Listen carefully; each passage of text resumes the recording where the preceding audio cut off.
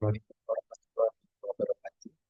Bertemu lagi bersama saya Muhammad Afif Ridho Masam dengan NIM 2502011102083. Di sini kita akan membahas terkait mata kuliah Digital Innovative Entrepreneurship.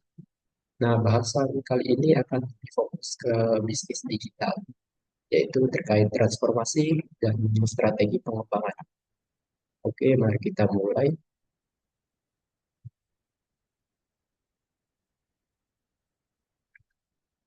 Oke, pertama dari pengertiannya dulu, apa itu bisnis digital? Yaitu model bisnis yang memanfaatkan teknologi digital untuk menciptakan, mengirimkan, dan menangkap nilai dan proses produksi, pemasaran, dan penjualan produk atau jasa. Nah, ciri-ciri utamanya itu ada beberapa, yaitu data driven, decision making, skalabilitas tinggi, jangkauan pasar global, dan interaktivitas dengan pelanggan.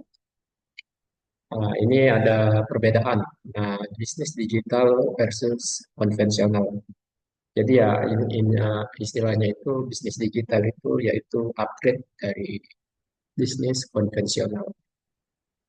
Bisnis digital itu kalau bisnis digital itu pasar tanpa batas geografis. Kalau konvensional masih terbatas lokasi, operasionalnya 24 jam, 24 jam 7 hari, jadi ya non-stop ya.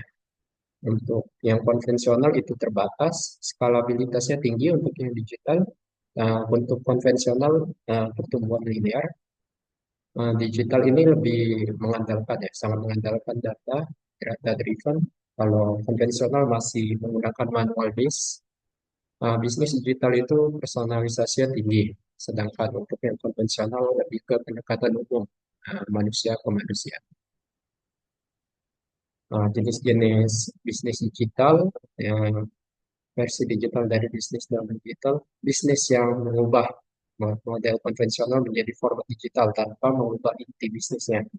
Ada beberapa contoh, yaitu terkait apa pasar ya. Pasar itu jadi yang pasar konvensional mungkin akan berubah menjadi e-commerce, Tokopedia, Shopee. Jadi ya orang-orang yang berjualan baju itu dari toko mereka fisik menjadi toko digital, yaitu membuka toko juga lewat live dan lewat uh, platform yang disediakan. Yang kedua itu ada perbankan digital, Jago, Cbank. Yang ketiga media digital, Kompas.com dan Detik.com. Fasilitator digital dari bisnis non digital, platform digital yang memfasilitasi interaksi antara penyedia jasa dan konsumen dalam bisnis non digital. Beberapa contohnya yaitu terkait transportasi, itu ada Gojek dan Grab. Penginapan ada Airbnb, Traveloka, Tiket.com, dan lain sebagainya. Ada makanan juga, GoFood, GrabFood, ada juga Maxim, Maxim Food ya, dan lain-lain. Jadi ya sangat berkaitan ya untuk apa, sangat berkaitan dengan kehidupan kita sehari-hari.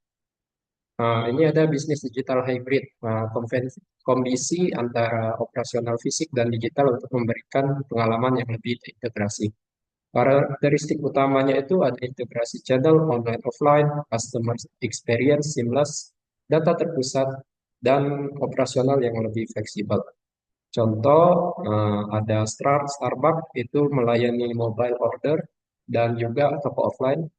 Ada juga yang di dekat kita yaitu contohnya itu Tomorrow Coffee ya. Tomorrow Coffee itu ada melayani terkait dengan lewat aplikasi dan uh, apa bisa dilakukan pembelian fisik secara langsung. Ada IKEA juga menyediakan online katalog dan physical store. Ini ada studi kasus ya saya ambil dari terkait dengan Goto ya. Goto itu apa? Gojek Tokopedia. Jadi ya super app terbesar di Indonesia hasil merger antara Gojek dan Tokopedia pada 2021. Ekosistem bisnisnya ada banyak nih ya. Ada terkait transportasi, GoRide, e-commerce, itu Tokopedia, makanan GoFood, payment GoPay, dan logistiknya itu Gosen. Pencapaiannya, nah ini sangat luar biasa ya untuk pencapaiannya. Ada 100 juta lebih pengguna aktif, 2 juta mitra driver, valuasinya 18 miliar dolar, beroperasi di 5 negara. Khususnya itu di Asia Tenggara ya, lebih fokusnya. Oke, kita lanjut. Jenis bisnisnya itu ada fasilitator digital dominan, terutama berperan sebagai penghubung penyedia jasa dan konsumen. Ini ada dua ya, saya ambil contoh yaitu terkait transportasi menghubungkan driver dengan penumpang, kuliner menghubungkan restoran dan pembeli. Kalau Tokopedia itu sebagai platform e-commerce yang mewakili versi digital dari bisnis retail konvensional. Ada elemen hybrid integrasi pembayaran digital dengan merchant fisik dan operasional gudang logistik hybrid ya. Lanjut, ya, ini analisis keunggulan bisnisnya itu ada kita bahas dibagi jadi tiga garis besarnya. Pasar tanpa batas yang pertama, yaitu terkait dengan jangkauan 5 negara Asia Tenggara, akses 100 juta lebih pengguna, penetrasi urban dan rural, dan cross border service. Potensi penghasilannya itu bisa multiple revenue streams, commission dan service fees, digital advertising dan financial service. Pemanfaatan teknologinya kita tahu ya ini mau tidak mau dan suka tidak suka kita harus memanfaatkan teknologi AI, machine learning ini ya. Kalau tidak nanti kita akan ketinggalan dan bisa dikejar oleh kompetitor ya. Terkait dengan big data analytics, cloud infrastructure, dan mobile first technology. Ini ada transportasi digital dan pengembangan. Transportasi yang dilakukan, merger strategis ya, integrasi Gojek dan Tokopedia, ekspansi finansial, pengembangan GoPay dan layanan keuangan, otomitas, otomatisasi operasional, implementasi AI dan machine learning. AI integration untuk usulan pengembangannya bisa mengenali personalisasi pelanggan dan prediksi perilaku pelanggan ya. Untuk yang kedua, ekspansi regional, perkuat posisi di Asia Tenggara dan bisa mungkin bisa diekspansi lagi ke global ya, kalau memungkinkan. Tapi kita bisa fokus dulu ke yang kita utamakan yaitu di Asia Tenggara yang kita buat. Yang ketiga itu sustainability, inisiatif ESG dan bisnis berkelanjutan agar tidak kalah juga dari kompetitor yang lainnya ya. Oke, untuk kesimpulannya itu bisnis digital telah mengubah cara perusahaan beroperasi dan bersaing di era modern. Nah, ini Goto itu sebagai studi kasus itu menunjukkan bagaimana integrasi teknologi digital dapat membangun dan menciptakan ekosistem bisnis yang kuat, scalable, dan berdampak luas. Inovasi dan transformasi, kolaborasi dan ekosistem, dan transformasi berkelanjutan.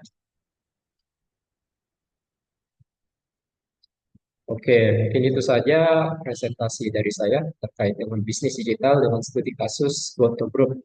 Uh, Oke, di sini ada ya sedikit kata apa kata, kata motivasi dari idola saya yaitu Cristiano Ronaldo.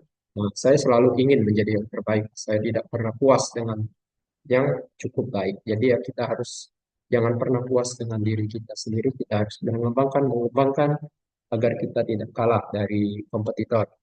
Dalam hal ini bisa berarti juga untuk sekian. Terima kasih. Wassalamualaikum warahmatullahi wabarakatuh.